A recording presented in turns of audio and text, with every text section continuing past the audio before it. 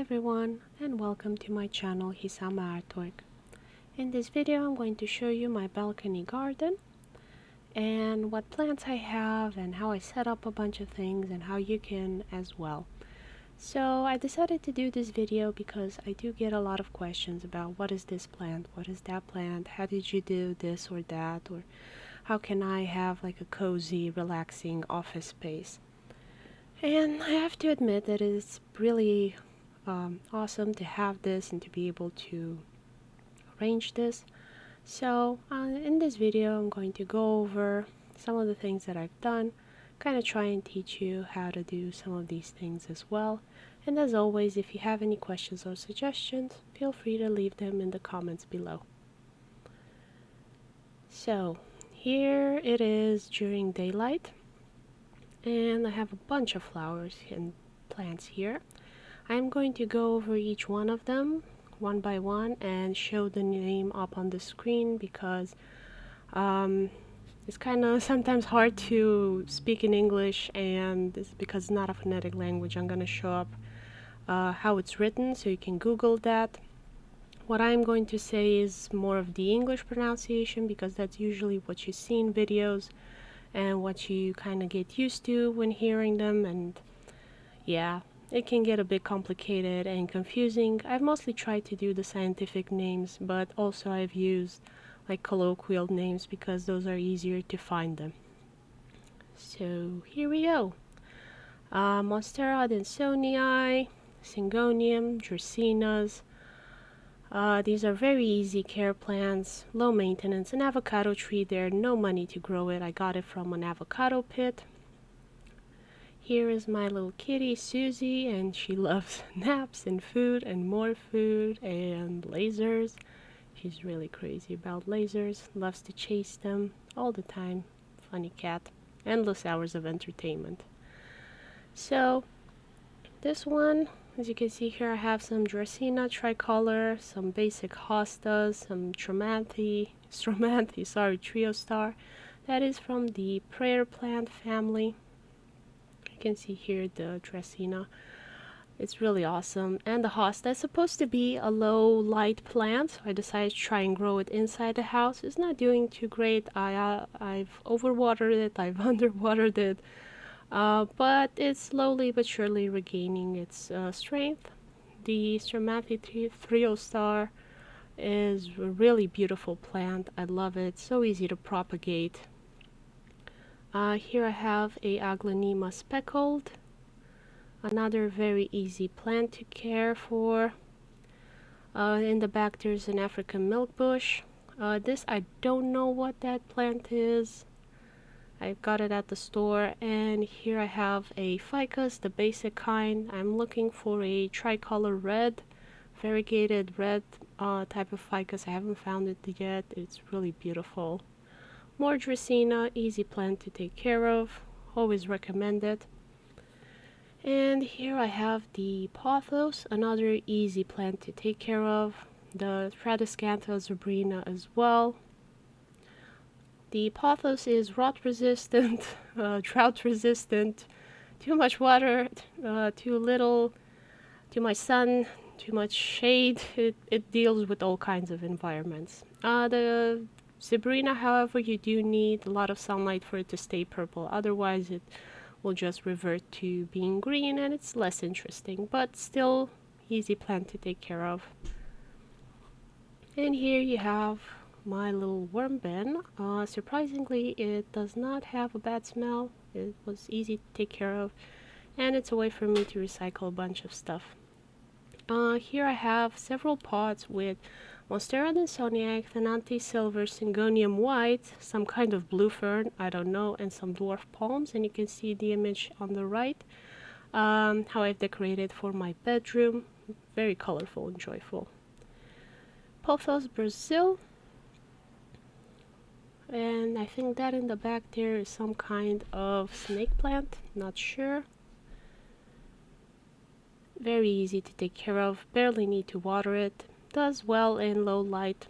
Pothos Enjoy, this is a nightmare. It is beautiful, but it keeps rotting for me or dries up, or there's always some issue with it. It's never happy. It's a lot of headaches for me to take care of it, but I love it a lot, so I try to keep it alive.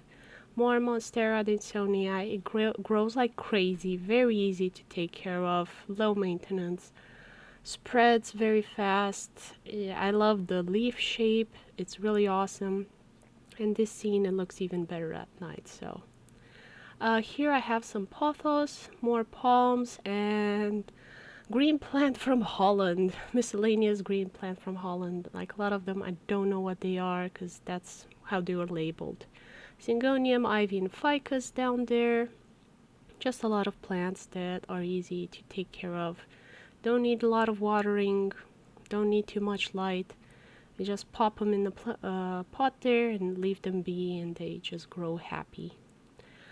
Here the Adinsoniaii, how I used clamps to secure it and train it to grow and get that jungle vibe. It's pretty hard for it to grow there, but it still does, and it's growing like happy. So really easy to take care of, and I love it. This is a Scindapsus Pictus. Sometimes it shows up as a pothos silver. It is not a pothos silver. Again, easy to take care of.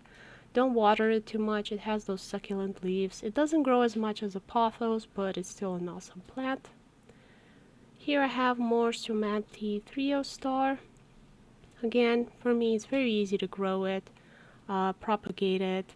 The spider mites don't give it too much trouble. I often see that being an issue.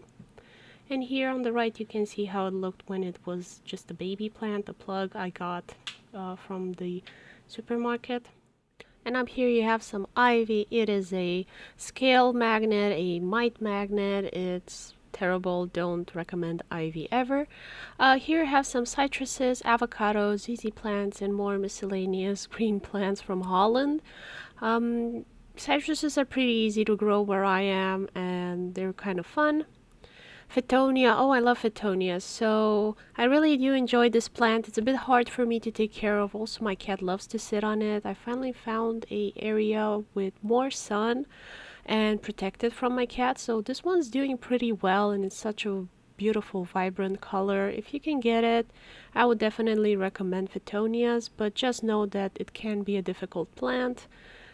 And here I have a beautiful combination of Triostar, Ctenanthe, and some fern. This is a kind of meaty fern that does well where I am. The classical forest fern usually doesn't do that well. This is the Ctenanthe striped.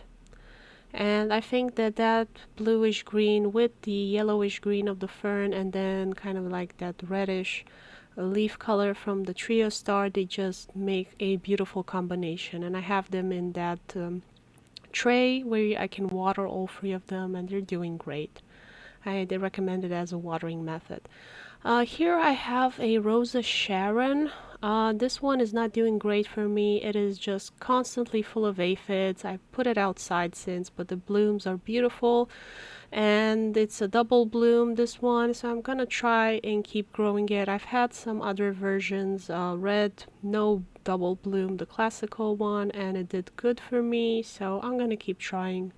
Maybe it's just this variety that is not good for me. So here I have a Peperomia Rossa. I just love these. They're so cute and beautiful. And this one is not getting enough sun, so it's not as red. Therefore, I've moved it at the window, and now it's getting better. It is redder than it is in the video, though still not as red as the beginning. Ivy, again, beautiful, but it's too much of a hassle for me. I'm gonna replace it with a Monstera there in the window, and it will look more like a jungle, which is what I want. Spider plants, classic and striped. Not as easy as I thought they would be. Usually they're presented as being easy. Purple oxalis, beautiful. Look at that color. And easy to grow for me. This is more bushy form, how it looks, and it can be a very fun plant. I have them scattered through my whole balcony. Variegated ficus there in the back. Some Calatheas. Oh, string of hearts. These are adorable. They are a succulent. You can see why they have that name.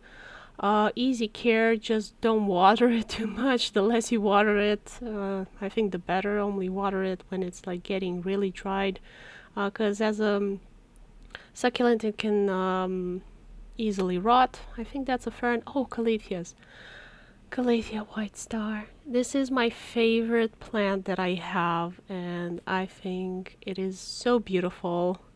I first saw it on Kaylee Ellen's YouTube channel of rare plants. It's not that rare anymore, but it is so beautiful. Look at it. I don't care what anybody says about it. It is a gorgeous plant. I love those leaves.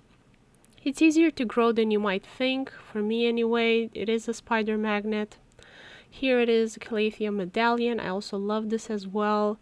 Not as fussy with water as I initially thought, but I do need to give them way more light than what I see recommended in tutorials and things like that.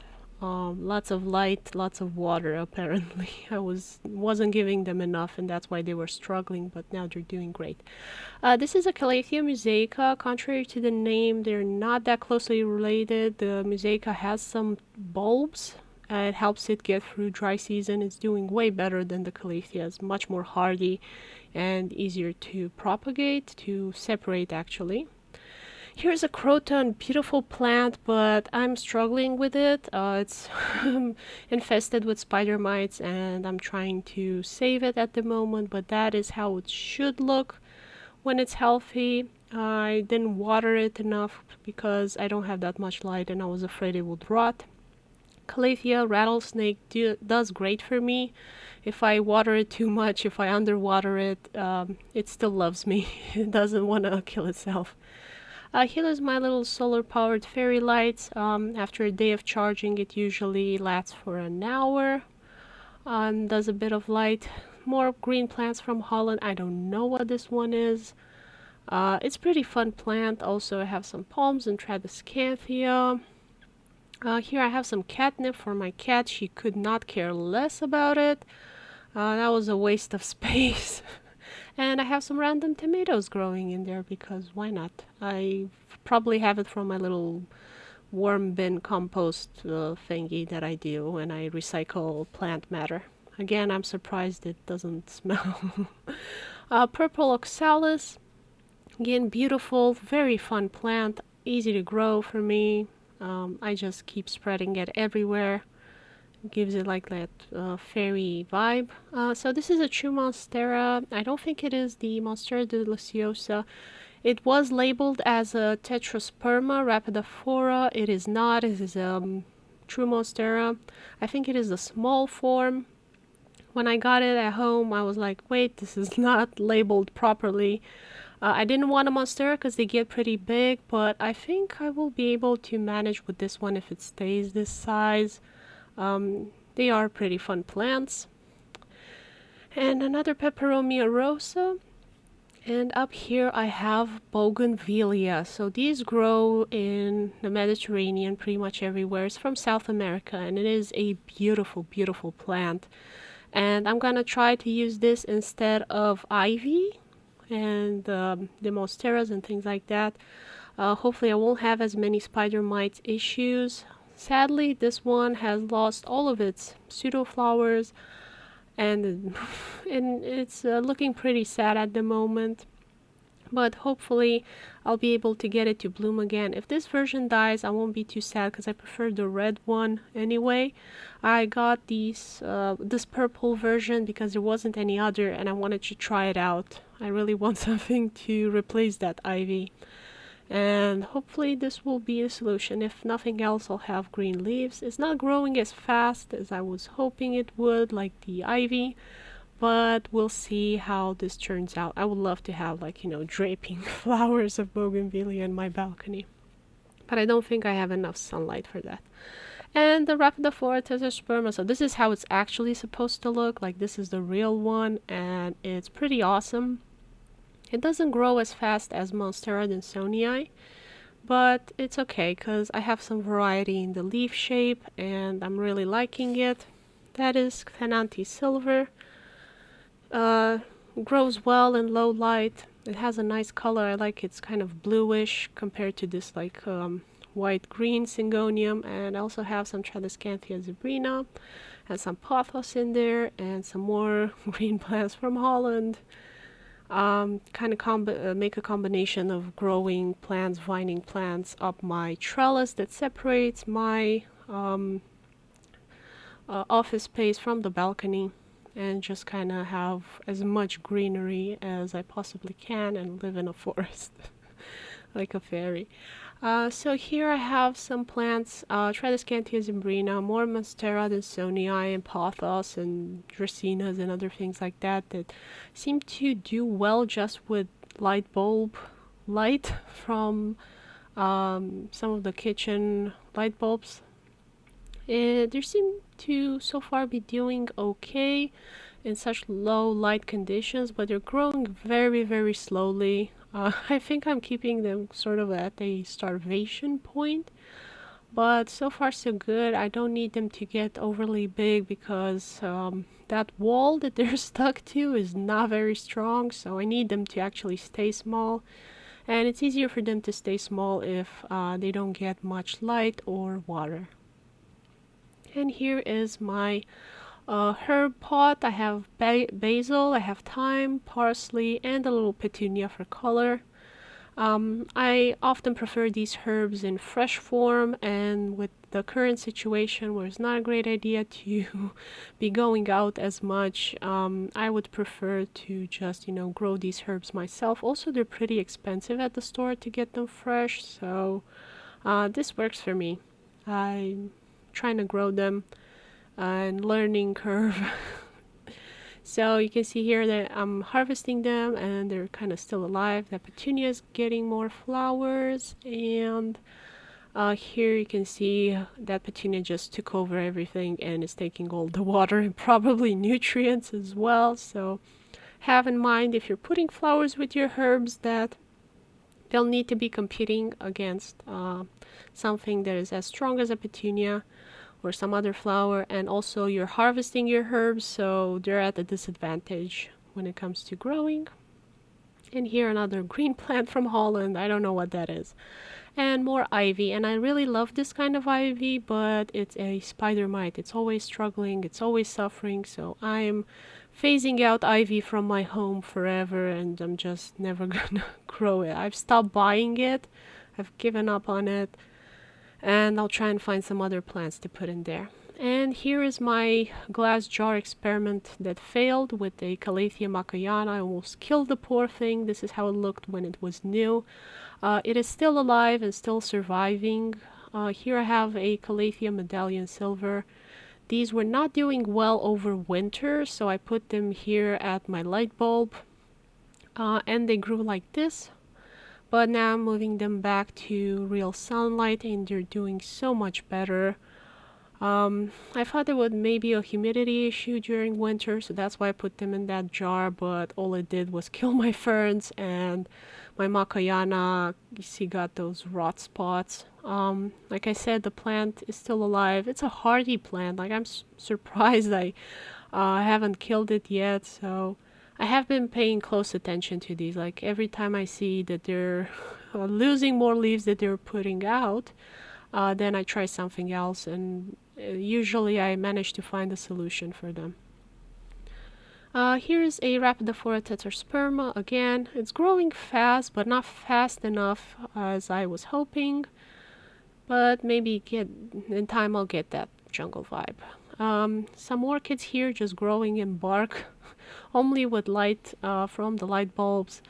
I was surprised how hardy they are in surviving. And more pots, I have pothos palms, fern syngonium. Syngonium is great, easy to propagate, easy to grow. Calatheas and dracaenas. I have the snake coral. I forget these names, but I've shown you before a close-up, and they seem to be doing okay in that area. And this is how it looks at night. I have them on a trellis, And I'm training the pothos, the Rhaphidophora Tetrasperma, the Monstera Adinsoniaii, and other vining tropical plants from South America to kind of grow in that space.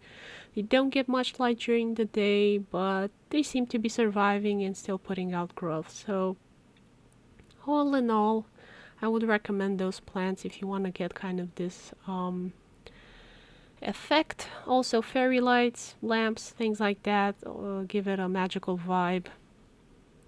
And I would recommend warm white lights for this. I've tried with Christmas lights and it was just too much color, and the blue and green lights were giving it kind of a sickly feel, and it looks better if it's in another room. Like you can see it there, how it looks in the back. I have them in my office, but for the balcony I've kept the white lights because I feel it gives it like a better atmospheric, warm, cozy area.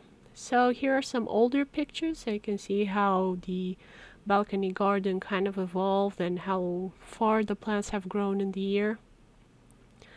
And if you stay at the end of the video, I'm going to show you some bonus content. Here is where you can find me and my schedule. I do live streams as well of my artwork. I am a graphic artist, and that is what I mostly do on this channel.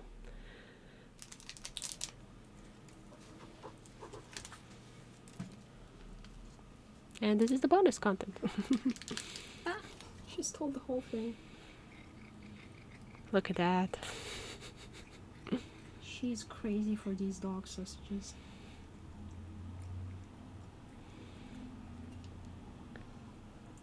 I don't think they're made from dog. Endless hours of entertainment if you have a cat.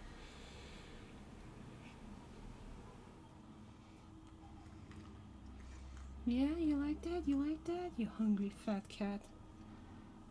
Who's fat? Who's your fat little fuzzy ball? Meow meow? Susie? Psst, psst, psst. Meow meow? Yeah, you're happy. You got your favorite snack. Thank you for watching, everybody. Bye-bye. Susie, say bye-bye. Bye-bye.